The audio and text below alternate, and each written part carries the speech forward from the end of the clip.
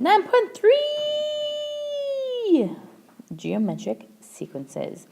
So in a geometric sequence, we start with a number, A, it's common ratio. R is the sequence in this form. So basically, arithmetic, we add, subtract. Geometric, we multiply. Multiply, multiply, multiply. You're multiplying by the same number each time. A to the first is still your initial value. This is recursive and explicit. So when I'm first looking at this, is it geometric? So now you're looking to see if you're multiplying by the same thing. And multiply by 2, multiply by 2, multiply by 2, multiply by 2. Yes, this is geometric. Yay! My first term would be 3, and my ratio would be 2, because you multiply by 2 each time. Is this geometric? Multiply by 2, multiply by multiply by multiply by, no, not geometric. Wah, wah. Here, what am I multiplying? So if you look, just your exponents are increasing. Remember, when you multiply with the same base, you add exponents. So this is multiplied by 3 to the 5th. This one's multiplied by 3 to the 5th. So it would have to add 5 to get to the next term, 3 to the 5th. So yes, this is geometric. My first term is 3 to the 5th. And my R is actually also 3 to the 5th.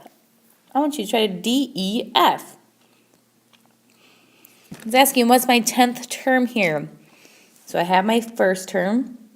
A to the first is equal to 4. And my R here and multiply by 3, multiply by 3 is equal to 3. If I'm looking for my 10th term, so A to the 10th will be equal to, if you look at the equation at the top of your page, A to the nth is equal to 4, because you're starting with your first initial value, times your R, raised to the n minus 1 here. So my n here is 10 minus 1. Sorry, I know my R. I know my R is tree. So if you plug this into your calculator, 4 times 3 raised to the 9th power, you would get that your 10th term would be 78,732. Here I'm looking for my second and my third term.